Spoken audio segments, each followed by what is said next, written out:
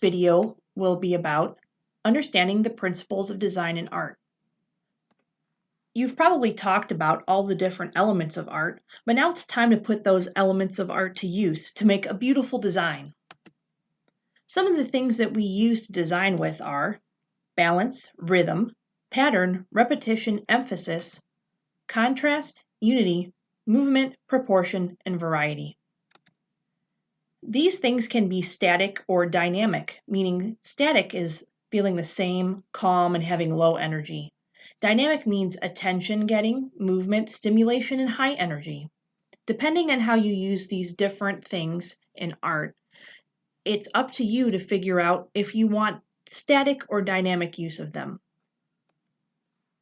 Balance is the distribution of visual weight of a piece of art.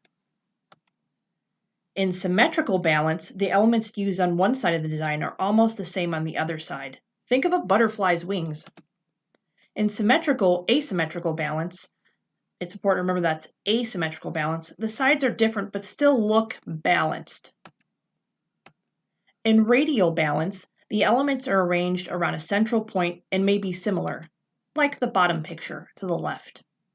The best rule of thumb is to pretend your art is on a scale. What side would be heavy when you first look at it? This is called visual weight. This is a good example of balance.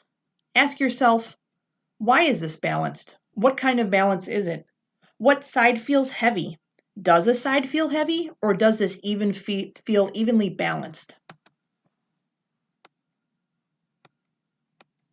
What kind of music would this be? Check out these paintings, the one on the left and on the right. Don't they give you a feeling of beats and music and a mood that makes you either want to dance or kind of get up and move around? That's because these have rhythm. And rhythm is a way of elements of art that give us a feeling of a beat like music. What kind of music would these be to you?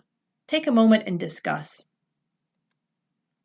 Rhythm's created when one or more elements of design are used repeatedly to create a feeling of organized movement.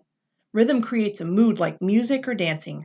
To keep rhythm exciting and active, variety is essential. And we're going to talk about variety in a little while.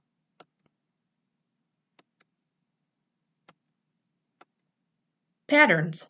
Pattern is the repeating of an object or symbol all over the work of art, as well as any other element of art. Patterns have a sequence, a unit, and repetition. Sequence is the order the pattern happens. Unit is a grouping, like red, blue, green, or 1, 2, 3, or circle, square, circle. Repetition is the same thing happening over again, or at least twice. And patterns can feel static or dynamic depending on how you use them. The one at the bottom feels dynamic, even though it has a repetition and the same thing is happening. We would think that normally that would feel boring, but really what it's doing is it moves our eye around because of the direction of the different lines, and it keeps us moving around. That feels dynamic. The pattern at the top feels a little more static. It has some movement from left to right. It feels like it's curved, but it's not too much movement. So that does feel dynamic as well, but not as much. Repetition. Repetition is simply repeating a single element of art many times in a design. What kind of repetition do you see in the background? Is there one or many types of repetition? Let's discuss. In the background, you can see triangles. The triangles are turned different ways, but there's also different colors.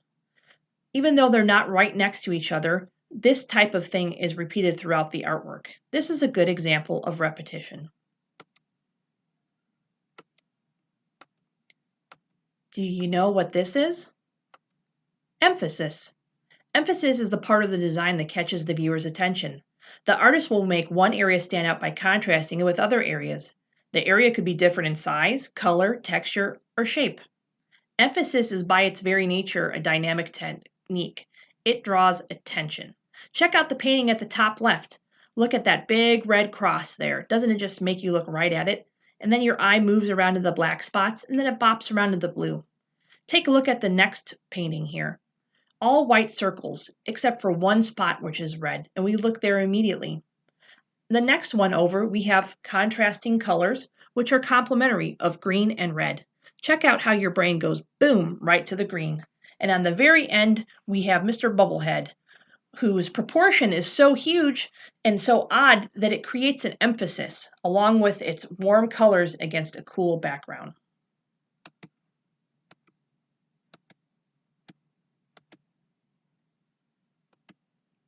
Contrast. Contrast refers to the arrangement of opposite elements, light versus dark colors, rough versus smooth textures, large versus small shapes, etc., in a piece of art to create visual interest, excitement, and drama. Contrast is by nature a dynamic technique. It draws attention unless it is used in a repeating pattern. So let's take a look up here at the first picture at the top. The lady is lit up very brightly, even though the room is very dark. That creates contrast, and where there's contrast, our brain will pay attention. The picture at the top right with the red streaks is very contrasting because we have warm versus cool colors. Down at the bottom left, we have some strange shapes sticking out of a very strange and dynamic abstract. Feel how the texture would feel in your mind. Some parts feel smooth and lower, some parts feel tall, almost like you're looking down at a mountain.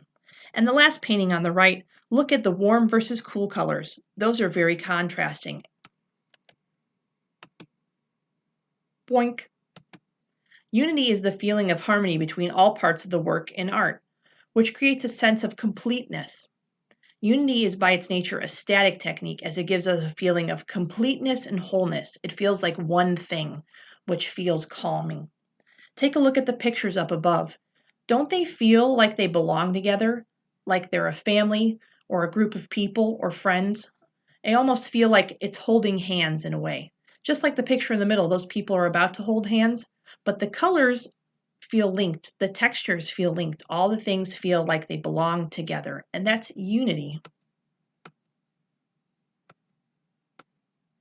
Movement is the path a viewer's eye takes through a work of art, often to focal areas. The focal area is the part where your brain concentrates the most when it looks at anything in a painting or a piece of artwork. Movement can be directed along lines, edges, shapes, and colors. Even things like texture can make our eye move to a focal point. Movement is generally very dynamic and has lots of energy because it causes actual movement of our actual real eye, and then it makes our mind move around with thought.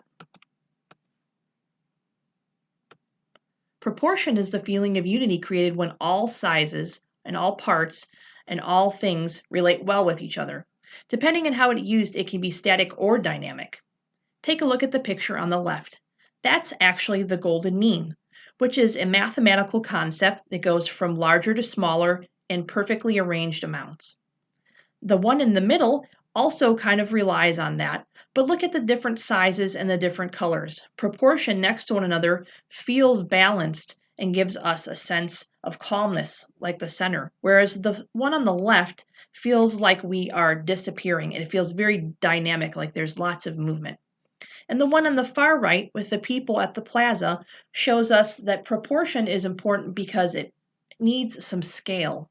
And scale means context or something that's next to something else. So you can tell that the people are smaller in the middle because they're farther away, across from the big buildings, which are very large, but still about the size of the people in the front. Proportion is something that is very complicated and needs context if it's a complicated piece of realistic art. But proportion can be just about anything you want and use it any other way when you're using it abstract.